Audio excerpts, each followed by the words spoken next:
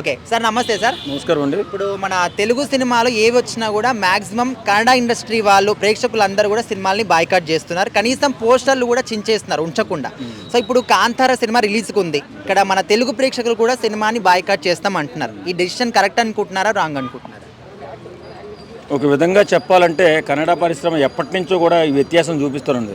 మన తెలుగు ఇండస్ట్రీ అనే కాదు, తెలుగు సినిమాలనే కాదు, వేరే సినిమాలు ఏది రిలీజ్ అయినా వాళ్ళ సినిమాలు బాగుండాలి, వాళ్ళే బాగుండాలని కోరుకునేటటువంటి ఒక సంస్కారం, కుసంస్కారం అంటారు దాన్ని. అలాంటి వ్యక్తులు ఎక్కువ కన్నడ ఇండస్ట్రీలో ఉన్నారు.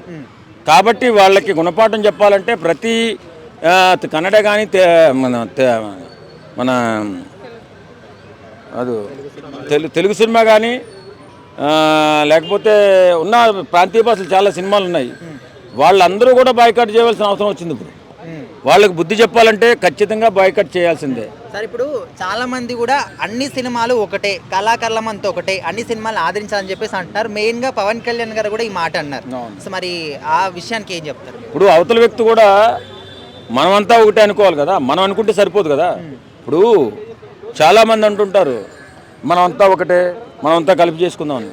కానీ అవతలోడు కూడా అదే అనుకోవాలి, ఆపోజిట్ మనిషి కూడా అదే అనుకోవాలి. కన్నడ ఇండస్ట్రీ ఎప్పటి నుంచో కూడా చాలా ఇబ్బందులు పెడుతున్నాయి సినిమా ఇండస్ట్రీని. రిలీజ్ అవ్వకూడదు, ఏదైనా మంచి సినిమా వచ్చిందంటే ఏడుపు, వాళ్ళే బాగుండాలని. తర్వాత ఈ మధ్య రిషబ్ శెట్టి గారు కూడా కొంచెం అహంకారం మెరిగిపోయినట్టుంది. మన ఈవెంట్లో కూడా అన్ని భాషల్లో మాట్లాడి తెలుగులో మాట్లాడలేదు. ఇప్పుడు రాజకీయ వ్యక్తులు కొంతమంది అహంకారంతో ప్రవర్తిస్తూ ఉంటారు. మరి ఇడు సడన్గా సెలబ్రిటీ అయిపోయాడు రిషబ్ శెట్టి, అతిపెద్ద సెలబ్రిటీని చేశాం. మరి సెలబ్రిటీ అహంకారం ఏదైనా ప్రత్యేకంగా ఉందేమో. ఇది చాలా గట్టిగానే మాట్లాడాడు, గట్టిగానే అన్ని భాషల్లో మన తెలుగు మాట్లాడడం మానేశాడంటే తగిన గుణపాఠం చెప్పాలి. కాంతారకి మాట్లాడే తెలుగులో, బట్ ఇప్పుడు కాంతార చాప్టర్ 1కి మాట్లాడలేదు. అదే చెప్పాను కదా, ఇప్పుడు సెలబ్రిటీ అహంకారం తలకెక్కిపోయింది, ఏం అర్థం కావట్లా. ఉక్కిరి బిక్కిరి అయిపోతాడు. అన్ని 100 కోట్ల రూపాయలు డబ్బులు వచ్చేసారా, నేను చాలా గొప్పోడినేమో, నేను గొప్ప నటుడినేమో అని అనుకుని తెలుగు సినిమా ఏదైనా రిలీజ్ అయితే బ్యానర్లు తీపిచ్చేయటము, పోస్టర్లు చింపేయడం, రిలీజ్ అవ్వకుండా ఆపేయడం, పతనానికి దగ్గరలో పడుతున్నట్టున్నాడు. పవన్ కళ్యాణ్ గారి డెసిషన్కి ఏం చెప్తారు మీరు?